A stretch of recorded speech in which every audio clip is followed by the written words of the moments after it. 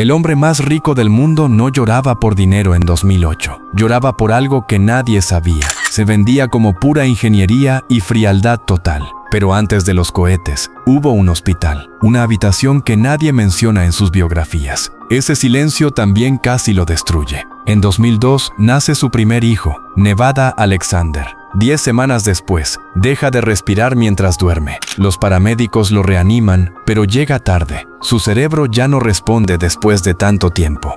3 días en soporte vital, después lo desconectan. Síndrome de muerte súbita del lactante, dice el informe. Musk nunca habla del tema en público después de ese lamentable hecho. Su entonces esposa, en cambio, no logra callarlo. Ese mismo silencio lo acompañará 16 años más. Y en 2008, todo su imperio también empieza a caer. Tesla fabrica autos eléctricos que nadie cree posibles, pero en 2008 el dinero se acaba por completo. Faltan horas para no poder pagar la nómina. La financiación llega la víspera de Navidad. Al mismo tiempo, SpaceX ya fracasó 3 veces seguidas. El cohete Falcon 1 explota una y otra vez. Un cuarto fracaso significaba el fin total. No habría otra oportunidad para ninguna empresa. El cuarto lanzamiento, por fin, funciona. Salva a SpaceX en el último segundo posible. 2 empresas se salvan en el mismo diciembre, el mismo mes en que ya había perdido todo antes. Él lo llama el año más difícil de todos, pero nunca explica realmente qué costó por dentro.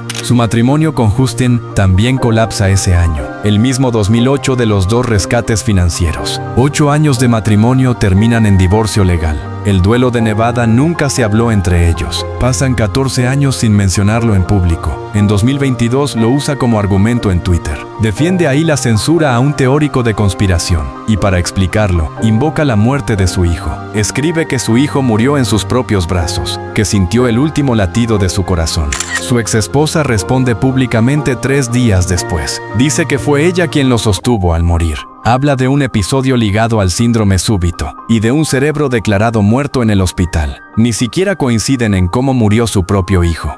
20 años después, el dolor sigue sin resolverse. Él dijo una frase que lo resume todo. Ese fue, sin duda, el peor año de mi vida. El hombre que resolvía lo imposible en ingeniería nunca resolvió el duelo más humano de su vida. El mundo ve genio, cohetes y autos eléctricos. Nadie ve la habitación de hospital de 2002. El padre calla, la madre grita en silencio. El empresario construye, pero el humano se rompe. El mismo año lo salva todo y lo pierde todo. 2 empresas nacen, un matrimonio muere con ellas. ¿El culpable fue el hombre, el sistema o el silencio? Cada quien elige a quién señalar primero. Comenta cuál teoría te resulta más difícil de aceptar, porque todas las respuestas duelen exactamente igual.